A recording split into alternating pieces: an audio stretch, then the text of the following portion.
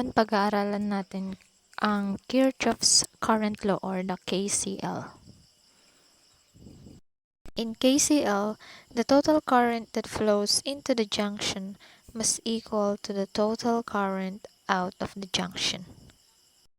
So if we assign the current values that flow into the junction, that will be positive, while the current leave the junction is negative. That means that the sum of the individual current is equal to 0. So if we have 10 amps going into the junction and 10 amps leaving the junction, that means positive 10 going in and negative 10 going out. If we add the values, it will give us 0.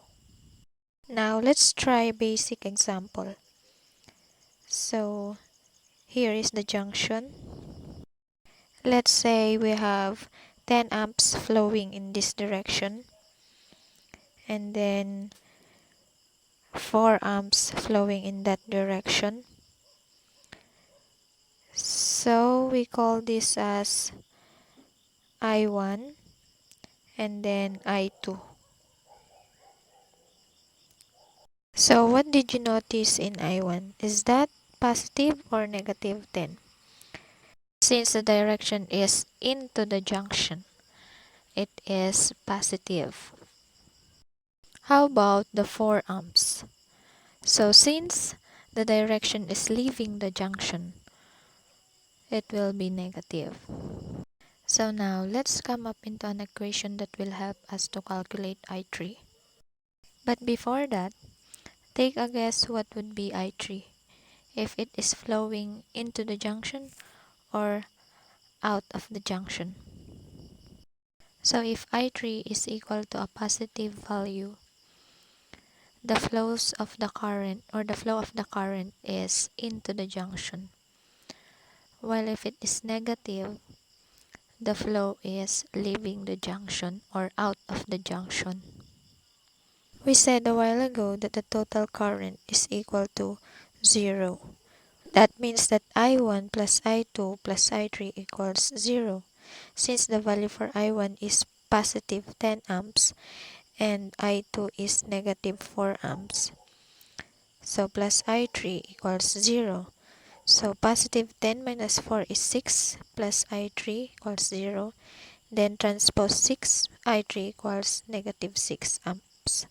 So the flow of the current is out of the junction. As you notice, the current flowing into the junction is positive 10 amps and the current leaving the junction is negative 6 and negative 4. So that is negative 10. So everything is balanced. Let's try another example. So this is the junction. Let's say this is 10 amps and this branch is 14 amps. So this is our I1 and this is our I2. So i-compute din natin yung I3. Okay. So since going into the junction yung I1, so that is positive, while the I2 is negative because it is leaving the junction. So I1 plus I2 plus I3 equals 0. I1 is 10 plus negative 14 plus I3 equals 0.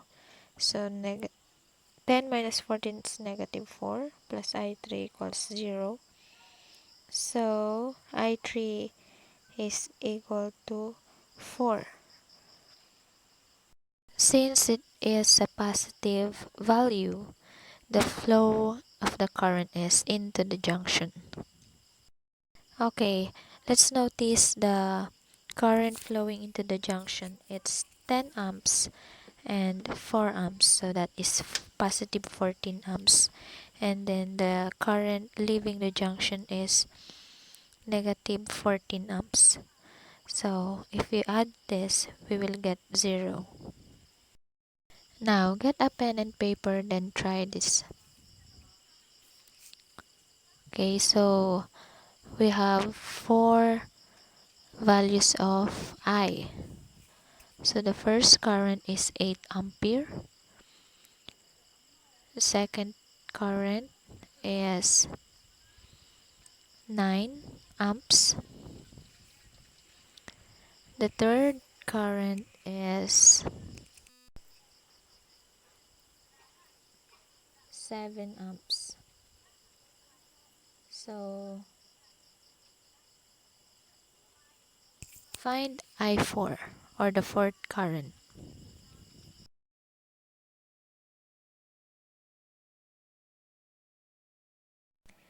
Feel free to comment your answers below, and thanks for watching. Bye.